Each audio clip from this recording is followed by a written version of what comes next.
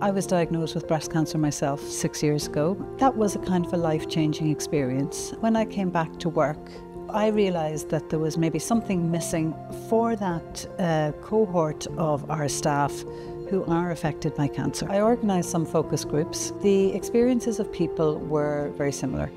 The leaving of work, not knowing maybe what to tell your team, how to have a discussion with your line manager, what entitlements you had in terms of sick leave and where to find that information.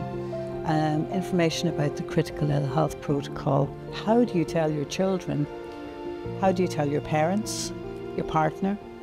How much information do you want your team to know? All of those kinds of considerations. And having somebody to actually explore those questions with. The feedback from the focus groups was that that would have been really helpful.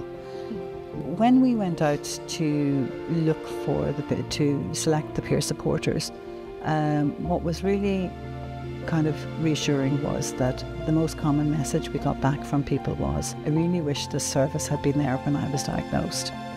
Helen, can you tell me what this peer support program is all about? It's called For Survivors by Survivors. It is for people who work in the health service who have had a cancer diagnosis, who have been trained by ourselves and the HSE to support people in the health service now who are diagnosed with cancer. Be friends with them to actually talk about the lived experience, to support them through probably some of the unmet needs that they've identified themselves, help them to live their best lives despite their cancer diagnosis. And I suppose the emphasis will really be on bringing people back to work.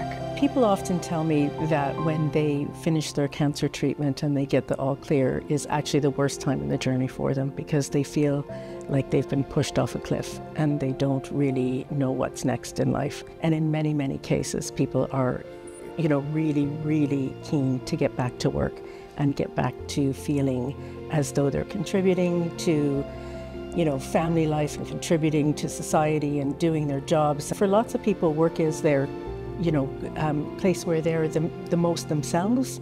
And so getting back to that, I think, is really, really important for folks. Some of the peer supporters that we have trained have really felt alone in this kind of space coming back to work.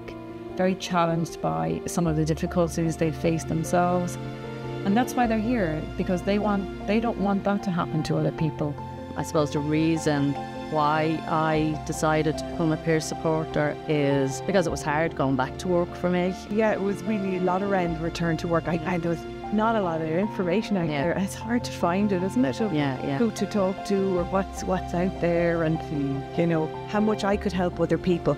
Through being able to see what wasn't there from a support point of view when I was off sick. And I guess I felt this is a really positive thing, have a really positive benefit to other people.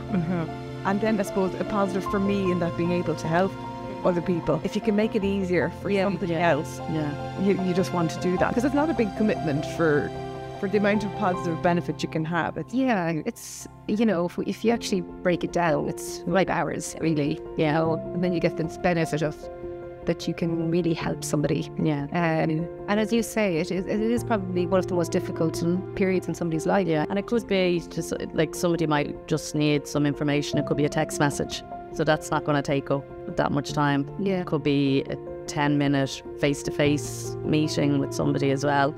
Such a short amount of time for a massive benefit.